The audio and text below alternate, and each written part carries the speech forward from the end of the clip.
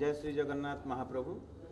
आज छत्तीसा निजोगर एवं नीति सब कमिटीर गुरुत्वपूर्ण बैठक हो जाइए, जो थे राजेन्द्राभिषेक ठारू नीलाद्री विजय पर्यंत जहाँ भी चिठा नीति निर्घंट आम प्रस्तुत करते श्रीमंदिर प्रशासन तरफ ताकू विस्तृत भाव में आलोचना पर ताकू अनुमोदन करा जाइछि। चलित वर्षर स्नान यात्रा, घोष यात्रा एवं बाहुड़ यात्रा नीति निर्घंट व्यतिरे आम व्यवस्थावली से उपस्थापन करूँ एवं ता अनुमोदन लाभ करछि एवं अनेक सुपारिश एवं परामर्श आम परवर्ती पर्यायर आगामी जून 5 तारीख जितेबाला श्रीमंदिर परिचालना कमिटी बैठक हम से उपस्थापना करूँ। आपण मैंने जानते जे चलित वर्षर राजेन्द्राभिषेक नीति जून मासर 24 तारीख रु आरंभ हम, से दिन ही पालित हम। तापर 25 तारीख रे रुक्मिणी हरण एकादशी, 26 जून रे चंपक द्वादशी एवं 27 जून रे त्रयोदशी दिन दैतापति प्रवेश हम।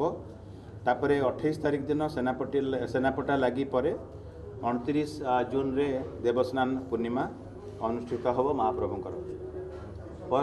जुलाई मसरे जुलाई 10 तारीख दिन दशमी तिथि चका विजय नीति, 11 तारीख दिन खड़ी लगी एकादशी एवं 12 तारीख दिन 12 जुलाई रे राजप्रसाद विजय बा घणा लगी नीति अनुष्ठित हम। एवं चलित वर्षर नवजौवन दर्शन बा नेत्रोत्सव अमावास्या तिथि रे जुलाई मासर 14 तारीख रे हम एवं ता परदिन उभय यात्रा थिबारु चलित वर्षर श्रीगुंडीचा यात्रा बा घोष यात्रा बा रथ यात्रा जुलाई मासर 16 तारीख दिन अनुष्ठित हम। एवं बाकी प्रत्येक दिनर जहाँ भी नीति निर्घंट आम प्रस्तुत करूँ समस्त संपृक्त सेवक निजोगर प्रतिनिधि माने, छत्तीसा निजोगर नायक, विभिन्न निजोगर सभापति संपादक समस्ते से तांकर बहुमूल्य परामर्श देले एवं से नीति निर्घंट उपरे विस्तृत भाव में आलोचना है। चलित वर्ष घोष यात्रार जहाँ भी उपक्रम रही से जुलाई मास 20 तारीख रे हेरा पंचमी, 21 तारीख रे दक्षिणी मोड़ एवं 23 जुलाई रे संध्या दर्शन होई जुलाई मासर 24 तारीख दिन बाहुड़ा यात्रा दशमी तिथि रे अनुष्ठित हम। ठीक ता परदिन अर्थात 25 जुलाई रे सुनावेश, 26 जुलाई रे अधरपणा नीति, 27 जुलाई सोमवार दिन नीलाद्री विजय त्रयोदशी तिथि रे अनुष्ठित होबार स्थिरीकृत होईछि। विस्तृत भाव में समस्त नीति निर्घंट को सेवक प्रतिनिधि माने आलोचना कले एवं तांकर परामर्श मध्य देले। स्नान यात्रा, घोष यात्रा एवं बाहुड़ा यात्रा व्यवस्थावली उपरे विस्तृत भाव में आलोचना करागला।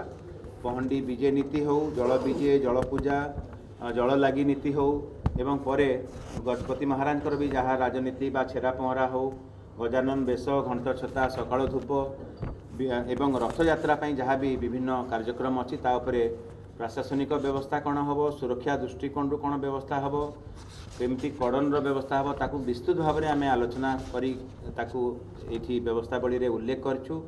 पहंडी उपरे किभली भाव में रथर नीति व्यवस्था करा जिवो एवं बाकी जहाँ भी रथ टणा, श्रीगुंडीचा मंदिर जहाँ व्यवस्था करा जिबा कथा, संध्या दर्शन, बाहुड़ा यात्रा जमती विगत वर्ष मानकरे होउतला ताकू आमे आलोचना करिकी ताकू एठिरे सन्निवेशित करिछु।